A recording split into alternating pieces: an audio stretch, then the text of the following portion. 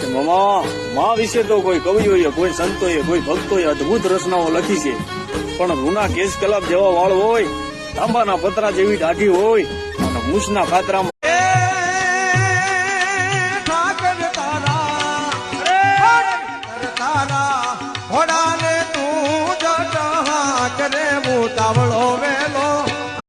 દસે આંગળી આમ કરીને આમ ઓવારણા લે ને અને ટચાકડા ફોડે